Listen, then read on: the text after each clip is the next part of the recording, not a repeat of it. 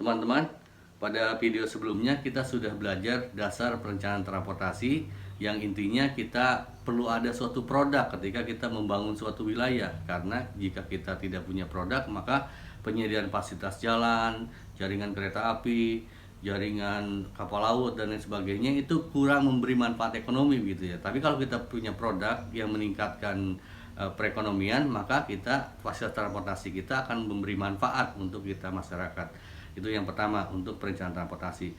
Kemudian yang kedua untuk manajemen lalu lintas, traffic management, intinya adalah kita berusaha menyeimbangkan antara supply and demand. Gitu, bukan hanya di transportasi tapi di keluarga juga sama. Yang intinya manajemen adalah kita pengelolaan, menyeimbangkan antara supply and demand gitu. Kemudian yang ketiga, kita mau belajar tentang public transport. Kalau di kita disebutnya angkutan umum. Ya kita sepakati aja, nggak apa-apa. Angkutan umum adalah public transport, maksudnya itu sama gitu ya. Kita persamakan aja. Nah, ada dua pengetahuan dasar yang kita perlu ketahui bersama. Yang pertama, public transport itu sampai detik ini belum ada satu penelitian pun yang menyatakan bahwa public transport itu lebih baik daripada kendaraan pribadi. Belum ada. Mohon garis bawahi bahwa kita hanya hanya percaya bahwa kendaraan umum itu lebih baik daripada private car, daripada kendaraan pribadi. Ini meyakini, percaya sama penelitian ilmiah itu beda. Kayak ginilah kita contohnya, contoh konkretnya. Saya percaya kan bahwa ada malaikat. Anda udah pernah ketemu malaikat? Saya belum pernah. Tapi saya percaya gitu. Percaya sama membuktikan itu beda gitu. Jadi kalau ada teman-teman yang bisa menunjukkan bahwa ada penelitian ilmiah yang mengatakan bahwa public transport itu lebih baik daripada kendaraan pribadi, silakan tuliskan di komentar. Gitu. Kita sebenarnya merujuknya ke dulu kalau kita belajar transportasi kan kita belajarnya ke Inggris, ke UK itu ininya ke public transport, orientasinya public transport gitu. Beda lagi dengan kita ke Amerika, US itu kita tahu bahwa kota-kota di US itu fully motorized city.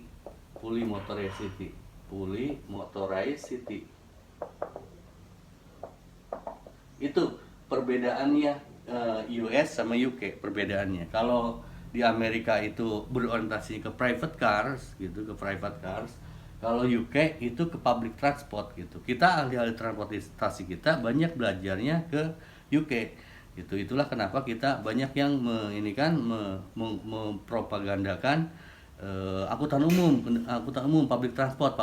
Saya sendiri ketika saya bertanya di suatu meeting gitu, bapak-bapak, ibu-ibu merekomendasikan public transport.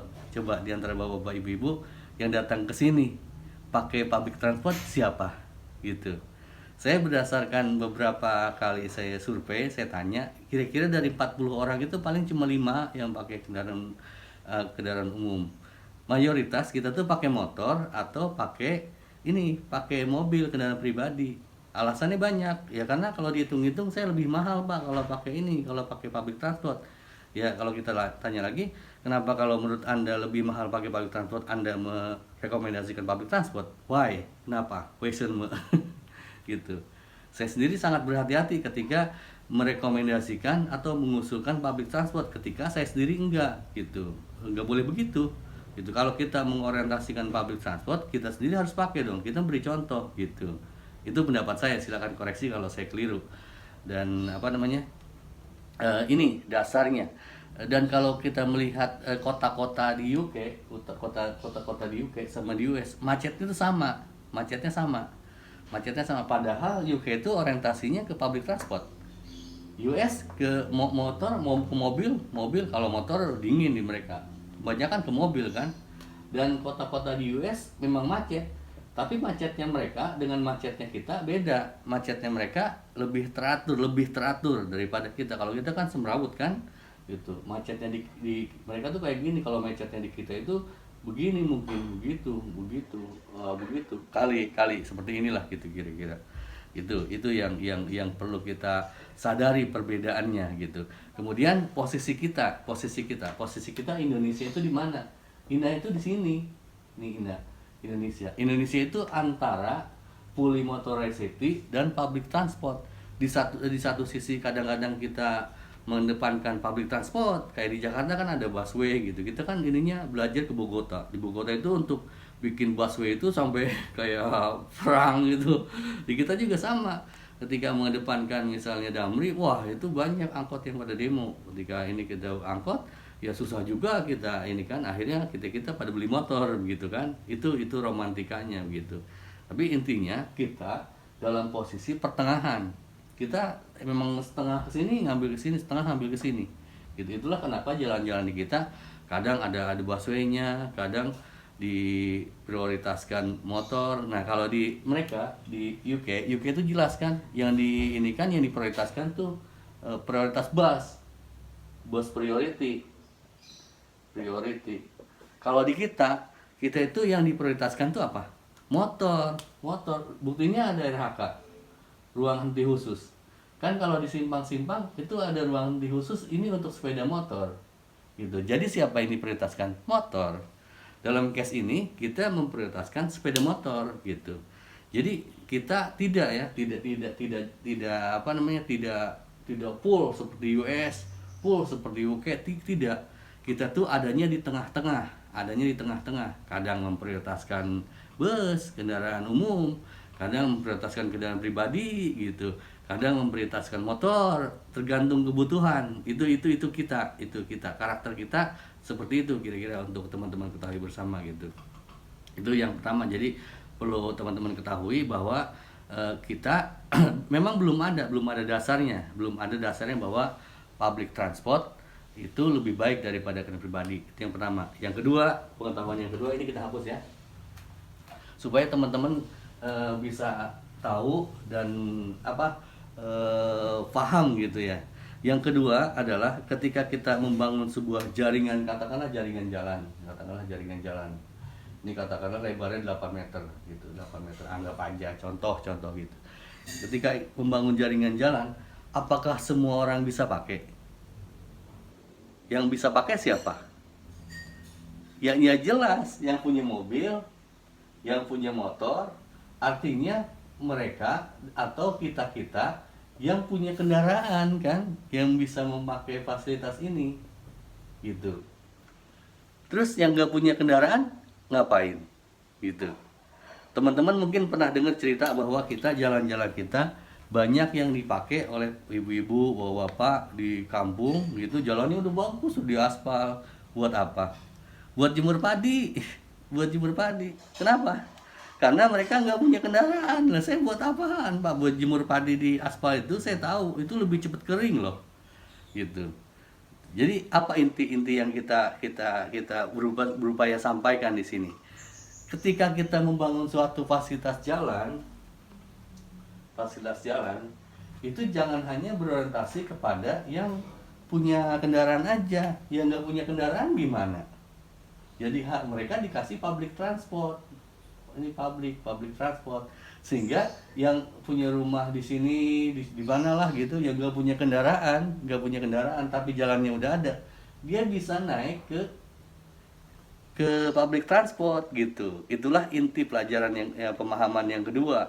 Yang pertama itu tidak ada pengetahuan ataupun tidak ada penelitian ilmiah bahwa kendaraan umum pada public transport lebih baik dari kendaraan pribadi. Yang kedua, ketika kita membangun jaringan jalan seharusnya paket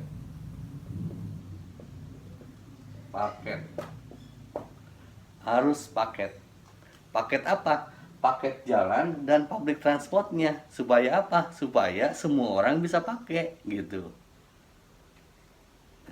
Bisa ditangkap barangkali ya sama teman-teman, sama saya juga, mengingatkan saya juga bahwa ketika kita membangun fasilitas transportasi itu harus paket.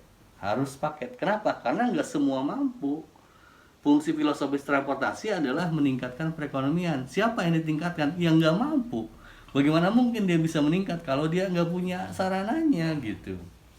Dan kita pun, teman-teman yang di kondisi sekarang, teman-teman yang tol laut itu kan ada namanya angkutan perintis, tapi kayak angkutan perintis, sejenis angkutan perintis yang ini pulau, ini dihubungkan oleh kapal laut. Kapal lautnya itu pemerintah yang menyediakan ketika masyarakat di sini belum mampu untuk membangun membeli kapal laut gitu.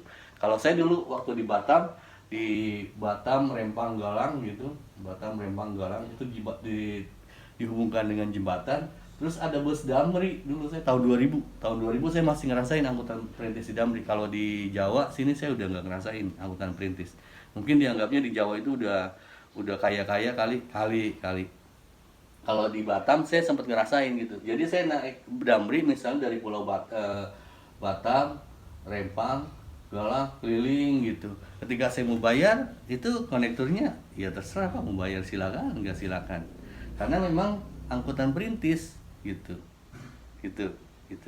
Jadi menyediakan jaringan jalannya beserta busnya bentuknya paket gitu. Kira-kira begitu yang saya sampaikan untuk dasar pengetahuan untuk public transport.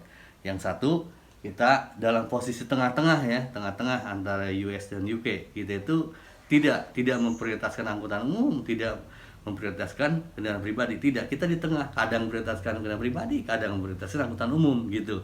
Itu yang pertama. Yang kedua, ketika kita menyediakan fasilitas seperti jalan, pelabuhan, apa segala macamnya, harus dengan sarananya dan berupa paket gitu. Kira-kira demikian yang saya sampaikan untuk pengetahuan kita bersama. Jika ada teman-teman yang beri masukan, silakan tuliskan komentar. Kalau ada pun yang ditanyakan, silakan. Terima kasih, demikian yang saya sampaikan, dan insya Allah nanti kita lanjutkan dengan materi berikutnya. Terima kasih, jaga kesehatan, awesome.